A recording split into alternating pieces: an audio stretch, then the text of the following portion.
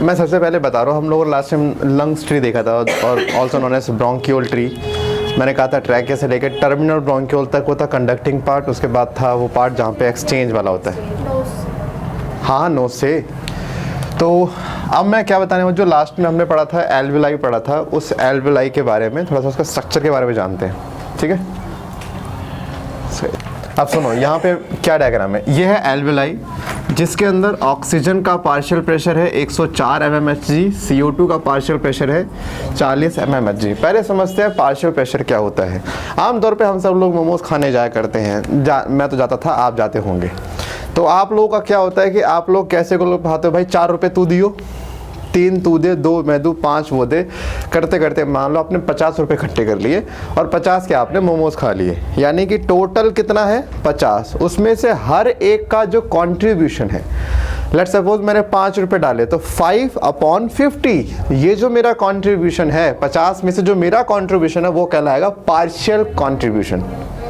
इसी तरह से अगर कहते हैं कि जो नॉन रिएक्टिंग गैसेस होती हैं, अगर उन गैसेस को इकट्ठा किया जाए तो एक ओवरऑल प्रेशर उस चैम्बर्स में मिलता है।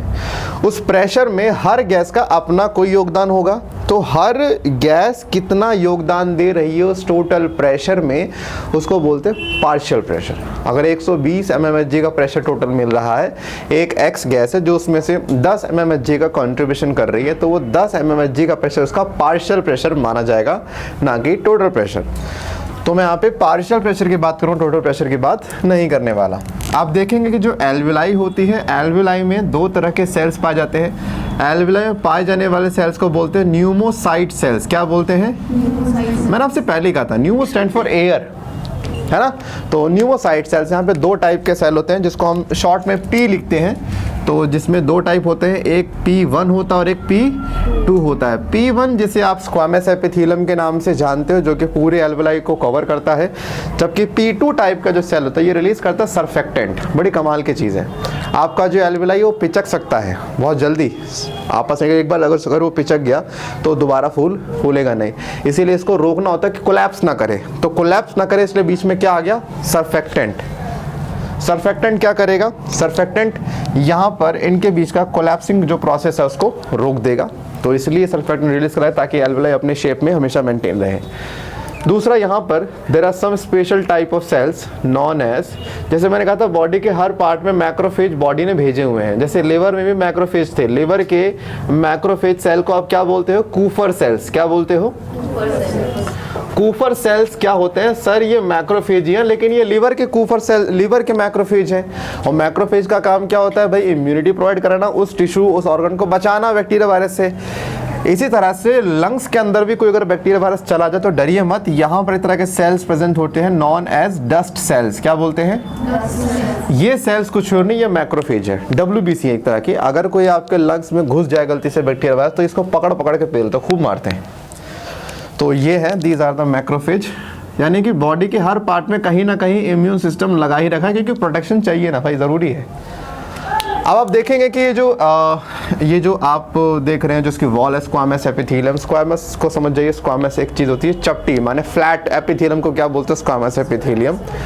जो सेकंड लेयर आती है इसको बोलते हैं बेसमेंट मेम्ब्रेन। हमेशा याद रखिएगा, कभी भी अगर आप एपिथेलियम पढ़ते हैं, एक चीज़ तो कंफर्म है, एपिथेलियम कभी हवा में नहीं हो सकती, उसको सपोर्ट चाहिए, और हमेशा एपिथेलियम को सपोर्ट कौन देता है? Basement membrane. और याद रखें, it is a non cellular layer, मतलब ये सेल से नहीं बनी। तो सर किससे बनी है ये बनी है ग्लाइकोप्रोटीन से। किससे बनी है? ग्लाइकोप्रोटीन माने शुगर प्रोटीन से बनी है। सर बनाता कौन है? ये एपिथेलियम खुद बनाता है। आप ये मान के चलिए ये लेंटर हो गया, बेसमेंट मेम्ब्रेन, इसके ऊपर आपने कमरे बनाए। कमरे क्या है? एपिथेलियम। ऐसा कभी हो ही नहीं सकता कि कमरा हवा में होगा, लेंटर तो चाहिए भाई, तभी उसके ऊपर घर बनेगा। और तुम क्या करेंगे? And this layer secrete by which layer? Epithelium. अब यहाँ पर ये बेसमेंट मेम्ब्रेन है और ये non cellular, that means cell के नहीं बनी, तो सेक्रेट कौन करता है? खुद एपिथेलियम बनाता है इसको। अच्छा, उसके बाद आप देखेंगे ये जो ब्लड वेसल है, क्योंकि आपको पता है हमारे लंग्स में कैपिलरी सीधा आती है, तो कैपिलरी में दिखा दे, मैंने यहाँ से आ रहा है, आप आर्टरी दिखाएं, ये रही आर्टरी से ब्लड आ रहा है। तो ये जो ब्लड वेसल की वॉल है, दिस वॉल, ये जो लेयर आप देख रहे हो, this known as endothelium and this is also a type of epithelium. तो सर आपने अगर कहा है एपिथेलियम, फिर तो इसके ऊपर भी होगा, क्या होगा, बेसमेंट मेम्ब्रेन। तो एनसीईआरटी ने क्या किया है, हमें एक्चुअल में दिखाना होता है, सबसे पहले क्या दिखाना होता है, स्क्वामस, फिर दिखाना होता है बेसमेंट, है ना, फिर हमें एक बेसमेंट और दिखानी होती है, क्योंकि नीचे वाला जो एंडोथेलियम है इसकी भी तो बेसमेंट होगी ना। लेकिन एनसीईआरटी ने दोनों को मिला के क्या कर दिया, एक कॉमन बेसमेंट बना दिया। ये काम किया एनसीईआरटी ने। तो ठीक है, थिकनेस है वो 0.2 से लेके 2 माइक्रोमीटर तक की थिकनेस रहती है। थिकनेस बहुत थिन है, आप देख रहे हो कुछ ज़्यादा थिन है, और इतनी थिकनेस कम होनी ज़रूरी भी है। आप सोच रहे हैं 2 माइक्रोमीटर, दैट मीन्स 2 × 10⁻⁻6 मीटर।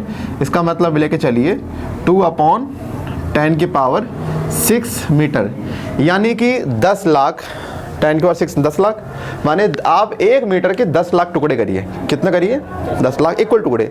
उसमें से दो टुकड़े को मिलाओगे ना, वो 2 टुकड़े की थिकनेस ये होगी।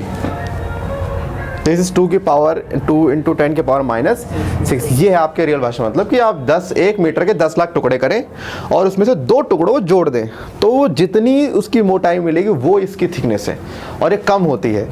हमें थिकनेस यहाँ पे कम क्यों चाहिए, क्योंकि हम चाहते हैं कि गैसेस का यहाँ से क्या हो, डिफ्यूजन हो जाए और ब्लड में जाए, हाँ के ना। तो इसीलिए यहाँ पे थिकनेस जो है वो कम पाई जाती है। ठीक है, जो सिगरेट पीते हैं लोग, ठीक है, जो लोग सिगरेट पीते हैं उनके केस में क्या होता है कि जो उनकी एल्वेलाई की जो वॉल होती है वो डैमेज हो जाती है। तो एक्सेसिव सिगरेट की वजह से एल्वेलाई की वॉल डैमेज हो जाने की वजह से सिगरेट के अंदर जो आपके एल्वेलाई हैं उसके अंदर प्रॉपर्टी नहीं रहती, दैट मीन्स हार्ड हो जाते हैं, जिससे क्या होता है ये एक्सपेंड नहीं हो पाते, जिससे आप प्रॉपर ब्रीथ नहीं कर पाते। तो एम्फाइसीमा एक नाम के प्रॉब्लम जो कि सिगरेट जो पीते हैं उनको होती है, याद रखना हमेशा, एम्फीसीमा सिगरेट। ये एक बार क्वेश्चन आया था, और कितनी मजे की बात है, एनसीईआरटी में बीमारी लिखी है, लोग अस्थमा ले जाते हैं इससे। नहीं भैया, एम्फीसीमा होता है, सिगरेट से क्या होता है, एम्फीसीमा। रट्टे मारते रहो। कई बार आपको क्वेश्चन का आंसर पता होता है, लेकिन बाकी ऑप्शन देख के आप कंफ्यूज हो जाते हो। लिखा जाए cigarette causes which kind of disease, asthma, emphysema, आपको लगे यार ये तो सारी लंग्स डिसऑर्डर हैं, सब हो जाएगा, तो ऐसा नहीं है। अच्छा, तो यहाँ पे ये हो गया आपका। अब मैं बात करता हूँ, आप थोड़ा सा पढ़ाता हूँ हीमोग्लोबिन के बारे में, क्योंकि जब तक आप हीमोग्लोबिन नहीं पढ़ोगे आप। बात करते हैं हीमोग्लोबिन। हीमोग्लोबिन 2 चीज़ से मिलकर बनता है, एक बनता है हीम से और एक बनता है ग्लोबिन से। हीम, देखो हीम में क्या होता है, पायरोल रिंग होती है, ठीक है, आई थिंक डबल R इसमें आएगा, आई एम नॉट श्योर, देख लेना है, थोड़ी केमिस्ट्री यहाँ पर आ रही है। तो यहाँ पे 4 पायरोल रिंग होती हैं जो कि आपस में कनेक्ट होती हैं थ्रू Fe2+। याद रखना, यहाँ पे फेरस चाहिए होता है, ना कि फेरिक। मैंने आपसे कहा था कि आपका जो स्टमक है वो फेरिक को फेरस पे कन्वर्ट करता है, तब ब्लड में भेजता है कि जा भाई तो अब कन्वर्ट हो सकता है, यानी कि आपके स्टमक का आपके ब्लड से सीधा कनेक्शन होता है। ठीक है जी। अब यहाँ पर क्या होता है, Fe2+ यहाँ पे कनेक्ट होता है, और कनेक्ट होने के बाद एक प्लेनर स्ट्रक्चर बनता है, जस्ट लाइक, बुक दिखा एक बार, ये मान के चलो यहाँ पर ये हो गया, सेंटर में हो गया आयरन हो गया, ठीक है, सेंटर में आयरन, एक पायरोल रिंग, दूसरी, तीसरी, चौथी कनेक्ट है। अब यहाँ से ये पूरा का पूरा बन गया हीम ग्रुप। क्या बन गया? अब ग्लोबिन आना होता है। ग्लोबिन क्या होता है? ग्लोबिन प्रोटीन की चैन होती है। क्या होती है? अब देखो ऐसा होता है, बेसिकली देखा जाए तो ग्लोबिन 4 तरह के होते हैं, अल्फा 1, अल्फा 2, बीटा 1, बीटा 2, ठीक है, डेल्टा भी होता है, बट अभी उसकी बात नहीं करेंगे। तो अल्फा 1, अल्फा 2 में 146 अमीनो एसिड होंगे, जबकि बीटा वाले में 141 से 40 के आसपास होते हैं। यानी कि इस हीम ग्रुप से 146 अमीनो एसिड की चैन जब नीचे लटकती है, अब देखो मैंने इसको कॉइल दिखाया क्योंकि एक्चुअल में होता ही ऐसा है। मैंने सिंपली दिखा तो आपको अच्छी दिया ग्लोबिन समझाने के लिए, बट एक्चुअल में ग्लोबिन ऐसा नहीं, ग्लोबिन तो एक वो स्ट्रक्चर होता है, इसका आप क्या बोलते हो, ग्लोबुलर स्ट्रक्चर कहते हो, आपने केमिस्ट्री पढ़ा होगा। एक जाल, एक बल्ब के आकार में पूरा प्रोटीन होता है। So this is a globin and this is a heme group. So heme, अच्छा अब आप देखिए कि एक Fe2+ एक ऑक्सीजन को समेट सकता है। आप भी जानते हो Fe2+ कहता भाई 2 इलेक्ट्रॉन के सख्त कमी, ऑक्सीजन कहता 2 इलेक्ट्रॉन में फालतू पड़े, काम कराता दोनों मिल लेते हैं। तो यहाँ पे एक Fe2 यानी कि एक हीम ग्रुप सिर्फ एक ऑक्सीजन को कैरी कर सकता है।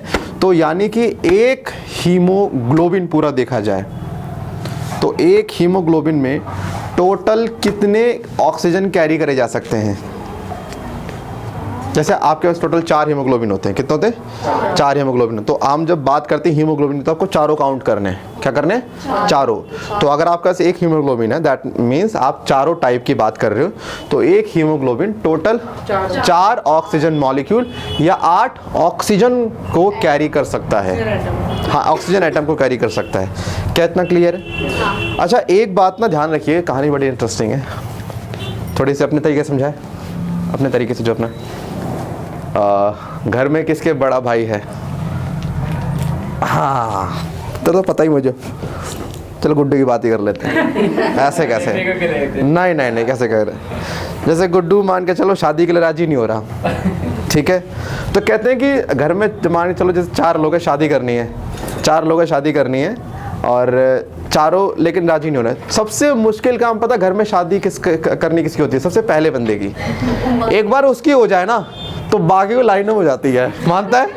यानी पहले की शादी करवाना is too much very very much difficult. एक बार पहले की तो दूसरे वाले की उससे आसान है, तीसरे वाले की, चौथा वाला खुद ही करके ले आएगा, जी रहने दो मैं ही करके ले आ रहा हूँ। तो यही होता है, हीमोग्लोबिन सेम ऐसे ही करता है। इसके 4 जो हीम ग्रुप होते हैं, एक ऑक्सीजन पकड़ाना इसको बहुत मुश्किल काम होता है।